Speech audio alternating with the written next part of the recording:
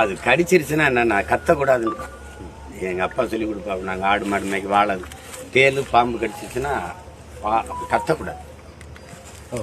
உடனே அதான் இல்லைன்னா அதே இடத்துல இருக்கும், அந்த விஷம் அப்படியே நிற்கும்.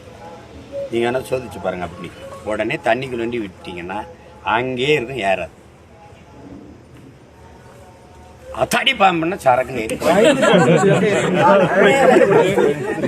வந்து இல்லை யதார்த்தத்தை சொல்கிறேன். ஒருத்தன் இப்படி இல்லை இப்படி போயிட்டே இருந்திருக்கான் வயலில்.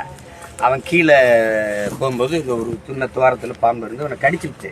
என்னமோ கடிச்சிருச்சு கர்மம்னு விட்டுட்டு 3 நாளாக போய் அவன் பாட்டுக்கு இருந்திருக்கான். திருப்பி அடுத்து 3 நாள் கழிச்சு அந்த இடத்துல போகும்போது அந்த பொத்துல பாம்பு அப்படி நின்று இருந்தது.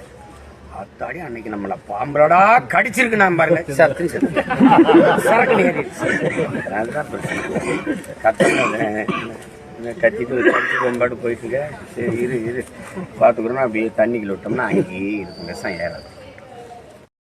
அண்ணன் சொல்லிட்டு கேஷுவலா வீட்டுல போய் படுத்து தூங்கிடாதீங்க, அப்படி எந்திரிக்க மாட்டீங்க. பாம்பு கடிச்சிருச்சு, விஷம் உடம்புக்குள்ள வந்துருச்சு அப்படின்னா எப்படி இருந்தாலும் நீங்க வந்து ஹாஸ்பிட்டல் போய் ட்ரீட் பண்ணல அப்படின்னா உடம்பு ஃபுல்லா பரவி உயிர் காப்பாற்ற தான் முடியும்.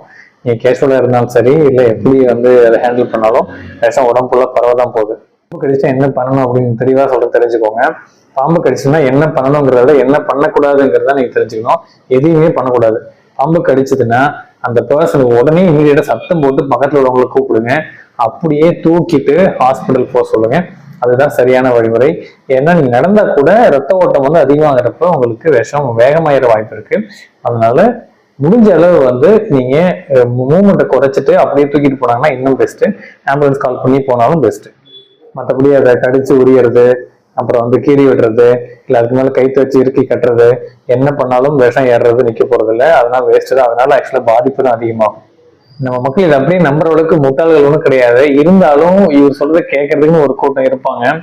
இவர் இந்த மாதிரி பெரும் தலைவர்கள் வந்து பேசுறப்ப பல லட்சம் பேர் கேட்பாங்க. அதுல ஏதோ ஒருத்தர் இந்த மாதிரி இவர் சொன்னதை ஃபாலோ பண்ணி அதனால உயிர் பாதிப்பு ஏற்படுதுன்னா அது மிகப்பெரிய தவறு.